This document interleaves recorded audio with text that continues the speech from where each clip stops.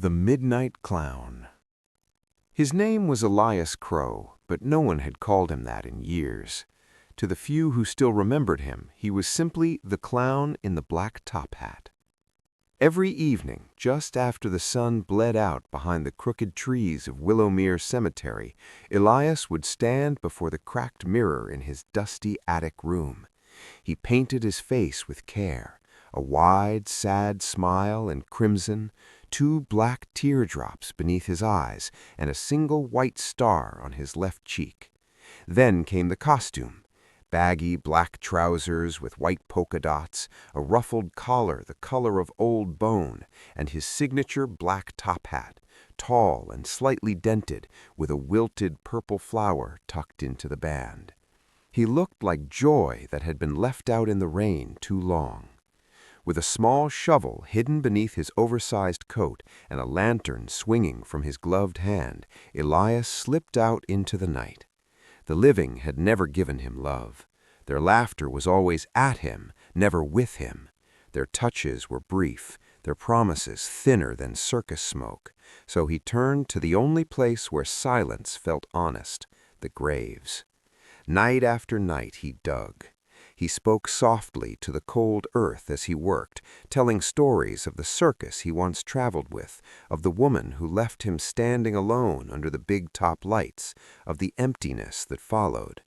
He searched for someone who might understand the ache of painted smiles and forgotten applause, but every grave yielded only bones and dust. Every time he patted the dirt back into place, whispered, "I'm sorry," and walked home with heavier shoulders, the black top hat tilted low over his eyes. He always came home heartbroken.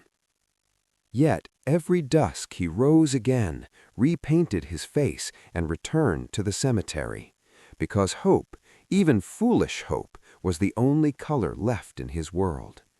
One autumn night, when the wind carried the scent of dying leaves and distant rain, Elias was digging near an old willow tree. His shovel struck something softer than soil. He froze.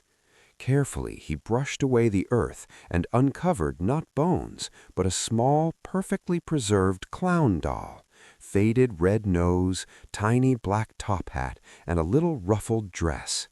Curious, he lifted it into the lantern light. A soft voice floated through the darkness behind him. "You're looking in the wrong place, friend." Elias spun around, heart hammering against his ribs. There she stood beneath the willow, a woman dressed as a clown, just like him. Her face was painted with delicate white, accented by swirling purple stars around her eyes, and a gentle, knowing smile in deep violet. Long waves of shimmering purple hair cascaded down her back, catching the moonlight like spilled wine. She wore a patchwork dress of midnight blue and silver, with bells that tinkled faintly when she moved. On her head sat a small, elegant black top hat with a fresh purple rose. She tilted her head, studying him with warm, curious eyes. "I've seen you here before, digging, talking to the dead, looking for someone the living couldn't give you." Elias's painted smile trembled. I never found it with them, so I thought maybe someone who already understood the silence," she finished gently. He nodded, unable to speak. She stepped closer. The bells on her costume sang a quiet melody. "My name is Lila Voss. I used to perform, too. The crowds loved the laughs, but no one stayed after the lights went down. I came here one night, tired of being alone, and I never quite left, not really." She reached out and touched the wilted flower in his hat, her gloved fingers gentle. The moment her hand brushed his, something shifted inside Elias's chest, like the first note of music after years of empty silence. "I thought love was something you had to unearth, but maybe it finds you when you're still willing to dig." Lila smiled, and for the first time in decades, his own painted smile felt real. They sat together on the soft grass between the graves as the lantern flickered. She told him stories of forgotten carnivals and starlit trapeze acts.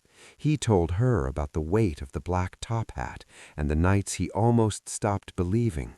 She laughed, not at him, but with him, and the sound wrapped around his heart like warm silk. As dawn began to paint the sky in soft pinks and golds, Lila stood and offered her hand. "Come on," she said. "The living world still has a few lights left. Let's go see if we can make them brighter together." Elias took her hand. For the first time he left the cemetery without filling in a hole.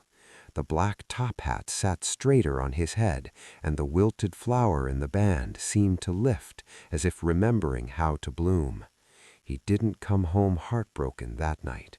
He came home believing in life again. And somewhere behind them, under the old willow tree, the little clown doll lay smiling up at the morning sky, its tiny black top hat tilted just right, as if it had finally done its job.